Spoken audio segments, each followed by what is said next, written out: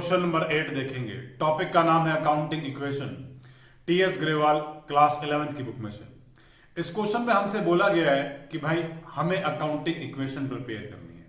तो चलिए सबसे पहली जो ट्रांजेक्शन लिखी है उसकी तरफ चलते हैं, उसको पढ़ते हैं।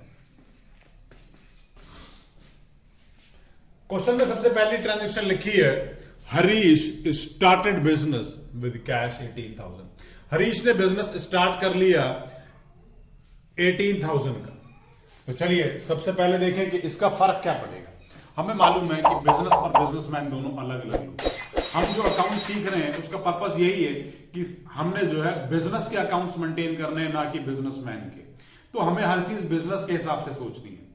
तो इसका मतलब क्या हुआ कि जो बिजनेस ने हमें पैसे दिए हैं वो हमारे पास कैश के फॉर्म में आ गए, तो हमारे पास कैश बढ़ गया, प्लस हमें उसके कल को वापस भी देने हैं, कमाने भी तो हैं। तो वो उसकी जो कैपिटल है उसके नाम पर हमने 50,000 रुपए लिख देने, कैपिटल बिजनेस के ऊपर एक लायबिलिटी होगी।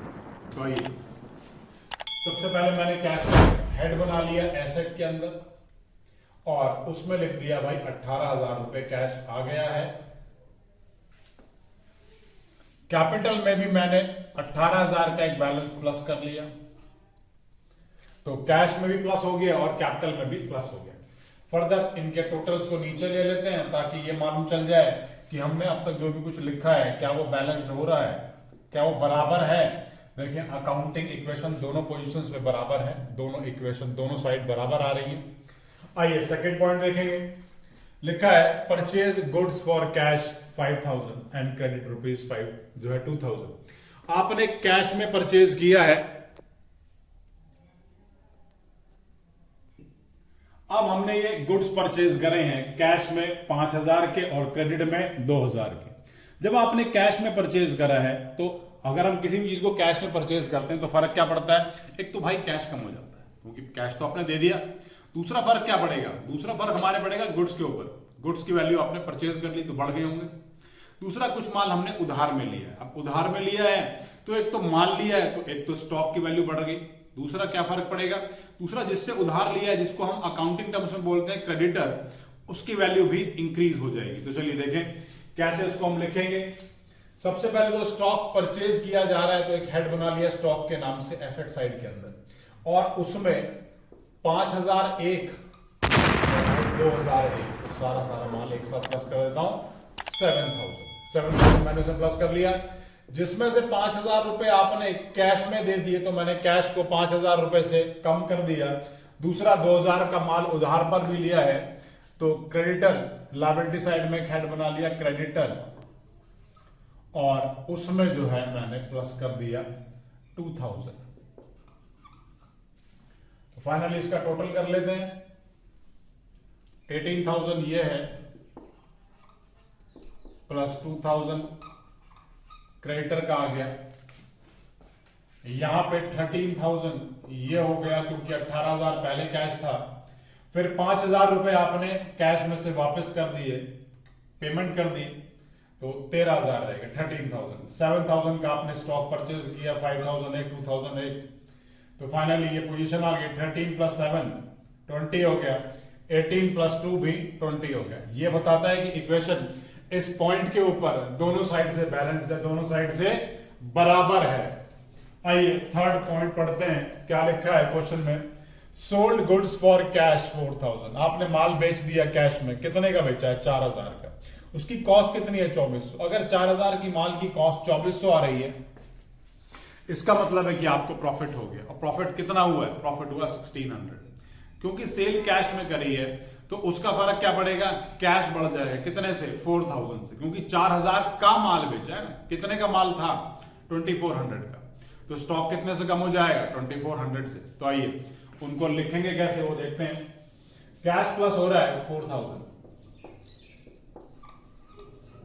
स्टॉक कितने से कम हो रहा है 2,400 और 2,400 का माल आपने 4,000 रुपए का बेचा है तो प्रॉफिट कितना हो जाएगा, प्रॉफिट हो जाएगा 1,600। तो क्योंकि प्रॉफिट है वो कैपिटल में प्लस हो जाता है तो मैंने उसे कैपिटल में प्लस कर लिया, वैल्यू होगी 19,600 और यहां पर क्रेडिटर के नाम से 2,000 रुपीज। यहां देखेंगे 17,000 कैश हो गया मेरा, क्योंकि 13,000 पहले था, 4,000 और प्लस क्या 17 हो गया। यहां पर 7,000 का स्टॉक था, 2,400 का आपने सेल कर दिया, वैल्यू आ गई 4,600। इन दोनों को जोड़ूंगा तो वैल्यू आ गई 21,600, और यहां भी देखें तो इन दोनों का टोटल भी 21,600। ये बात ये बताती है कि हमारी इक्वेशन जो है वो दोनों साइड से, दोनों तरफ से बैलेंस्ड है। चलिए आगे की तरफ चलते हैं, पॉइंट नंबर 4 की तरफ चलेंगे, देखेंगे पॉइंट नंबर 4 में क्या लिखा है। लिखा है रेंट पेड ₹1,000, रेंट पे कर दिया आपने 1,000 रुपए। इस ट्रांजेक्शन को दो अलग अलग पार्ट्स में करके दिखाऊंगा ताकि आपको पॉइंट जो है वो अच्छे से क्लियर हो जाए। रेंट क्या है, मेरा खर्चा है, और खर्चों के बारे में जैसे कि आपने मेरा वीडियो लेक्चर देख ही लिया होगा और नोट्स भी खोल के देखे होंगे जो मैंने आपको डिस्क्रिप्शन में दिए हैं। और अगर आप अभी तक आपने ऐसा नहीं किया तो प्लीज भाई वहां जाएं, उनको जरूर देखें, वो आपकी इस चैप्टर को समझने में बहुत ज्यादा हेल्प करेंगे। तो कोई भी खर्चा है तो वो कैसे ट्रीट होगा, कैश कम और कैपिटल कम। आपने कैश को भी कम कर देना और कैपिटल भी कम कर देनी है। तो ऐसे ही करूंगा भाई, मैं यहां पर मैंने 1,000 रुपए से कैश की वैल्यू कम कर दी, क्योंकि आपने रेंट पे कर दिया है तो कैश कम हो जाएगा, क्योंकि कोई भी खर्चा होगा तो वो कैपिटल में से भी कम हो जाएगा, तो मैंने उसे भी यहां पर कम कर दिया। चलिए अब बचा हुआ क्या लिखा है इस एडजस्टमेंट के अंदर, इसमें लिखा है रेंट आउटस्टैंडिंग। कितना आउटस्टैंडिंग है भाई, 200 रुपए। 200 रुपए अभी भी देने बाकी है, इसका मतलब भाई खर्च तो हो गए। कोई भी खर्चा है, चाहे वो दिया हो चाहे नहीं दिया हो, कैपिटल में से तो हर हाल में लेस होना ही होना है। तो मैंने 200 रुपए यहां से लेस कर दिए, प्लस में देना बाकी है। अब देना बाकी है तो हेड बना लूंगा आउटस्टैंडिंग एक्सपेंस के नाम से। यहां पर मैं आउटस्टैंडिंग रेंट के नाम से भी बना सकता हूं, कोई दिक्कत नहीं है। चलिए इसका टोटल कर लेते हैं, वैल्यू कितनी आ रही है उसको देख लेंगे। 18,400 प्लस 2,000 क्रेडिटर के प्लस 200 आउटस्टैंडिंग एक्सपेंसेस के। आइए यहां भी प्लस माइनस कर लेता हूं। दिस इज 16,000, क्योंकि 17,000 पहले था, 1,000 का कैश आपने पे कर दिया तो 16,000 रह गया। स्टॉक की वैल्यू में कोई चेंज नहीं है इस बारी, 46 के 46 आ गया, दोनों का टोटल आ गया 20,600।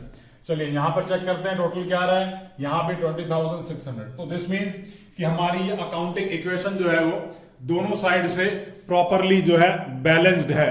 अब क्योंकि ये अकाउंटिंग इक्वेशन दोनों साइड से बैलेंस्ड है तो इसी तरीके से आप भी इस क्वेश्चन को प्रेजेंट कीजिएगा।